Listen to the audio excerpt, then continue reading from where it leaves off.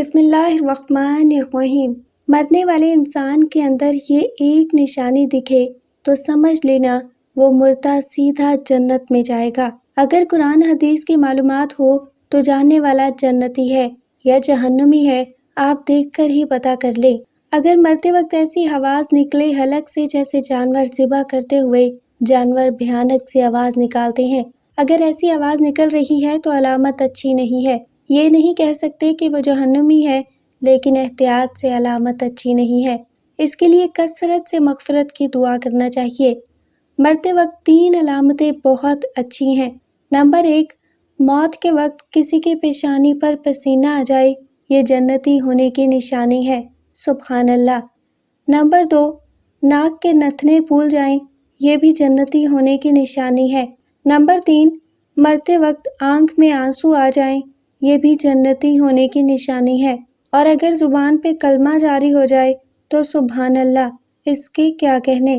آپ صلی اللہ علیہ وآلہ وسلم فرماتے ہیں، جس کی زندگی کا پہلا کلام کلمہ ہو اور جس کی زندگی کا آخری کلام بھی کلمہ طیبہ ہو، اگر اس نے 1000 سال تک بھی زندگی گزار کر گناہ کیا تو قیامت کے دن اس سے کوئی سوال نہیں پوچھا جائے گا، اس کی بخشش کر دی جائے گی۔ اب یہاں پر بات ہے کہ ایک وہ جس کی زبان پر کلمہ جاری ہو اس پر، اور دوسرا وہ جس کی زبان پر کلمہ جاری نہیں ہوتا، اس پر کچھ باتیں ملاحظہ فرمائیں۔ نمبر 1، حدیث پاک میں آتا ہے کہ جو لوگ دنیا کے اندر مسواک کثرت سے کرتے ہیں، انشاءاللہ جب وہ مریں گے تو ان کی زبان پہ کلمہ جاری ہوگا۔ حضرت عائشہ رضی اللہ تعالیٰ عنہ کہتی ہیں کہ رسول اللہ صلی اللہ علیہ وآلہ وسلم نے فرمایا کہ مسواک منہ کی صفائی کا ذریعہ ہے اور اللہ تعالیٰ کی خوشنودی حاصل ہونے کا سبب ہے۔ رسول اللہ صلی اللہ علیہ وآلہ وسلم اس کی بہت تاکید فرماتے ہیں اور اہمیت ظاہر کرتے ہیں۔ چنانچہ اس کی اہمیت ظاہر کرتے ہوئے فرماتے ہیں، اگر مجھے امت کے مشقت میں پڑ جانے کا اندیشہ نہ ہوتا تو میں انہیں ہر نماز کے وقت مسواک کرنے کا حکم کرتا۔ حضرت عائشہ رضی اللہ تعالیٰ عنہ کہتی ہیں کہ جو نماز مسواک کر کے پڑھی گئی وہ بغیر مسواک والی نماز سے 70 گنا ثواب میں بڑھی ہوتی ہے۔ نمبر 2، جو ہمیشہ باوضو رہتے ہیں، مرتے وقت ان کی زبان پہ کلمہ جاری ہوگا۔ حضرت انس رضی اللہ تعالیٰ عنہ فرماتے ہیں، حضور اکرم صلی اللہ علیہ وآلہ وسلم نے فرمایا، انس اگر تم سے ہو سکے کہ ہمیشہ باوضو رہو تو ایسا کر لو، کیونکہ ملک الموت جب کسی ایسے بندے کی روح قبض کرتے ہیں جو باوضو ہو تو اس بندے کی موت شہادت کی موت لکھی جاتی ہے۔ نمبر 3، ماں باپ کا فرما بردار۔ ایک دفعہ کا ذکر ہے کہ ایک نوجوان لڑکے کا انتقال ہو رہا تھا۔ اصحاب مصطفیٰ صلی اللہ علیہ وآلہ وسلم اس کے سرہانے جلوہ گر تھے اور کلمے کی تلقین کر رہے تھے، لیکن اس کی زبان پہ کلمہ نہیں آ رہا تھا۔ تو صحابہ کرام نے ایک بندے کو اللہ کے رسول صلی اللہ علیہ وآلہ وسلم کی بارگاہ میں بھیجا اور کہا کہ حضور سے پوچھو کہ اس کی زبان پہ کلمہ کیوں نہیں آ رہا ہے۔ تو اللہ کے رسول صلی اللہ علیہ وآلہ وسلم تشریف لائے اور آپ صلی اللہ علیہ وآلہ وسلم نے کلمے کی تلقین کی۔ تو اس نوجوان نے کہا، یا رسول اللہ، میری زبان پہ کلمہ نہیں آ رہا، میں اس کی طاقت نہیں رکھتا کہ کلمہ پڑھوں۔ تو آپ صلی اللہ علیہ وآلہ وسلم نے پھر فرمایا، کیا اس کی ماں حیات ہے؟ تو لوگوں نے کہا ہاں۔ تو کہا بلاؤ اس کو۔ اس کی ماں کو بلایا تو پوچھا کہ تو اس سے راضی ہے کہ ناراض ہے؟ اس کی ماں نے کہا کہ میں اس سے ناراض ہوں۔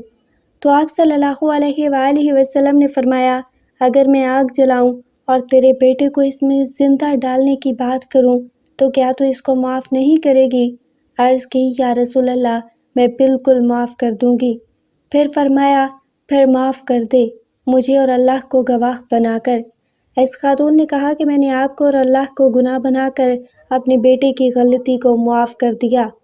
ادھر اس کی ماں نے اسے معاف کیا تو ادھر آپ صلی اللہ علیہ وآلہ وسلم نے فرمایا، کلمہ پڑھو۔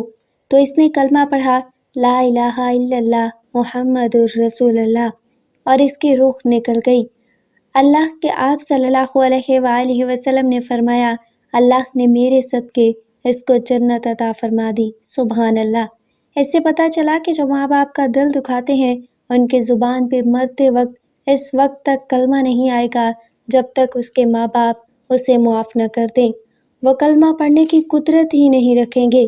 آج بہت سے لوگ جب گھر سے باہر نکلتے ہیں تو ان کی گفتگو اتنی میٹھی ہوتی ہے اور الفاظ اتنے خوبصورت بولتے ہیں، اور جب گھر میں جائیں تو ماں باپ کا دل دکھاتے ہیں۔ یاد رکھیے، جس سے ماں باپ ناراض ہیں، کلمہ تو اپنی جگہ بہت سارے لوگ ایسے ہیں کہ جو مسلمان مرتے ہیں لیکن ان کی زبان پر کلمہ نہیں آتا، پھر بھی مسلمان مرتے ہیں۔ لیکن جو ماں باپ کو ستاتے ہیں، ڈر ہے کہ وہ مریں گے تو کافر ہو کے مریں گے، اس لیے ماں باپ کا دل نہ دکھاؤ۔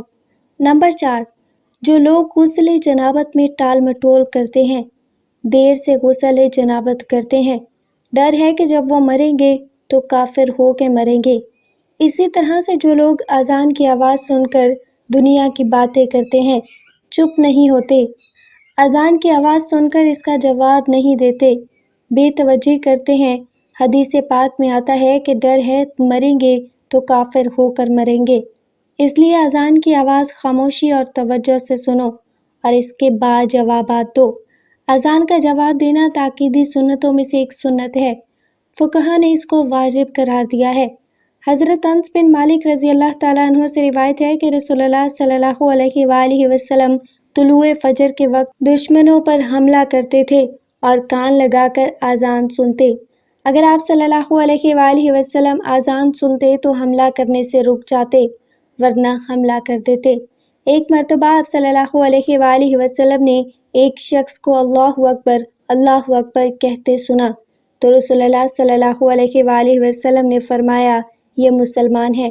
پھر اس نے کہا، اشہد ان لا الہ الا اللہ، اشہد ان لا الہ الا اللہ، تو وہ رسول اللہ صلی اللہ علیہ وآلہ وسلم نے فرمایا، وہ جہنم سے آزاد ہو گیا۔ اس کے بعد جب لوگوں نے دیکھا تو وہ بکریوں کا چراہا تھا۔